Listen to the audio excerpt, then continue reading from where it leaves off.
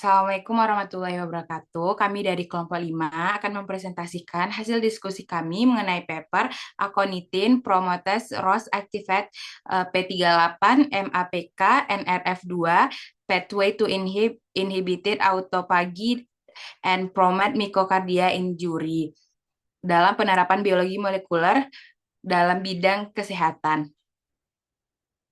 Berikut merupakan anggota kelompok dari kelompok 5.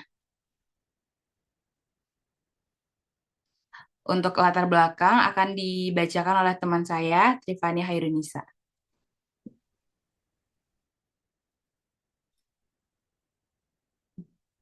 Aconitin adalah alkaloid diterpen yang dikenal memiliki potensi farmakologis dalam pengobatan tradisional seperti efek antiinflamasi dan anti kanker. Namun, penggunaan terbatas karena toksitasnya, terutama kardiotoksitas yang dapat menyebabkan aritmia, hipotensi, dan bahkan gagal jantung. Kardiotoksitas aconitin telah dikaitkan dengan stres oksidatif yang memicu produksi spesies oksigen reaktif atau ROS. ROS tidak hanya merusak struktur subseluler, tetapi juga mempengaruhi jalur sinyal seperti P38, MAPK, NRF2 yang berkontribusi pada inflamasi, apoptosis, dan autofagi. Jalur ini, meskipun penting untuk mempertahankan homeostatis seluler, dapat berbalik merugikan ketika terlalu diaktifkan oleh faktor eksternal seperti aconitin. Penelitian sebelumnya telah menunjukkan bahwa ROS yang diinduksi aconitin meningkatkan apoptosis dan inflamasi pada kardiomyosit, tetapi mekanisme spesifiknya belum sepenuhnya dipahami. Oleh karena itu, studi ini bertujuan untuk mengeksplorasi hubungan antara ROS, jalur P38, MAPK, NR2, autofagi, dan cedera miokard yang diinduksi aconitin, guna menemukan pendekatan baru dalam memitigasi efek toksitasnya.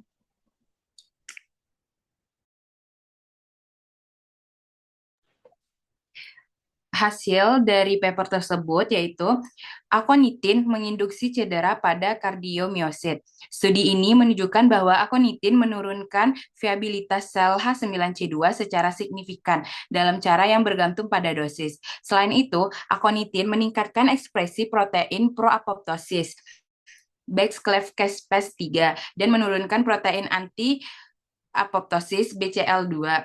Aconitin yang memicu sekresi sitokin inflamasi seperti IL-1 beta, TNF alfa, dan IL-6 mengindikasikan peran dalam inflamasi. Selanjutnya, aconitin meningkatkan ekspresi protein jalur P38 MAPK NRF2 yang berkontribusi pada stres oksidatif. ROS yang dihasilkan oleh aconitin memediasi aktivasi jalur ini, seperti yang ditunjukkan melalui peningkatan ekspresi P38 dan NRF2. Selanjutnya, peran ROS dalam cedera kardiomyosit.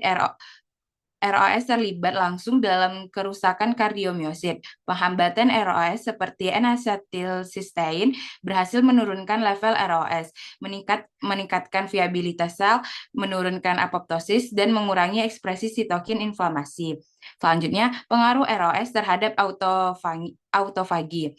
Aconitin mempromosikan autofagi melalui jalur P38 MAPK NRF2 yang diaktifasi oleh ROS, ditandai dengan peningkatan protein LC3, 2 atau 1, dan Backlin 1, serta penurunan P62. Namun, penghambatan ROS oleh NAC mengurangi autofagi, sementara aktivator autofagi yaitu rapamisin dapat membalikan efek ini. Dan yang terakhir, efek kombinasi NAC dan aktivator P38 atau MAPK dengan dehidrokoridalin atau DHC setelah pengobatan NAC mengurangi efek protektif NAC, menunjukkan pentingnya jalur ini dalam kerusakan yang diinduksi aconitin. Kemudian hasil diskusi.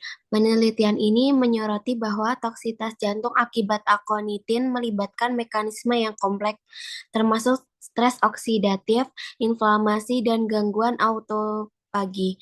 Akonitin meningkatkan produksi ROS yang memicu jalur P38 atau MAPK atau NRF2 menunjukkan potensinya sebagai target terapi menghasilkan apoptosis dan peradangan. Inhibitor ROS seperti NAC dapat mengurangi efek toksik akonitin, membuka potensi untuk intervensi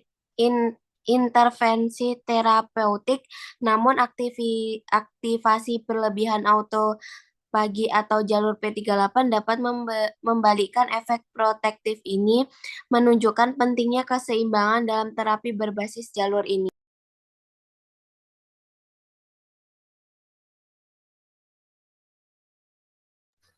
Selanjutnya adalah peran biologi molekuler.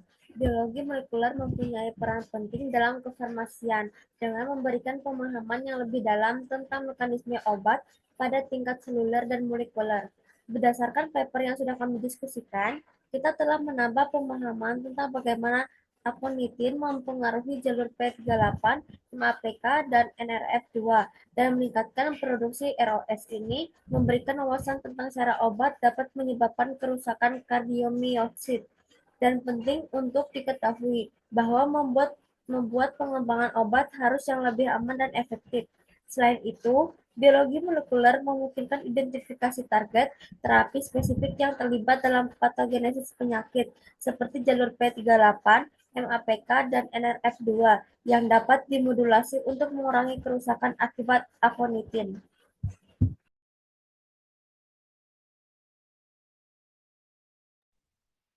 Selanjutnya, penelitian ini juga membuka peluang untuk merancang terapi kombinasi yang lebih efektif, seperti penggunaan N-asetilsistein sebagai inhibitor ROS untuk melindungi sel dari efek merugikan akonitin.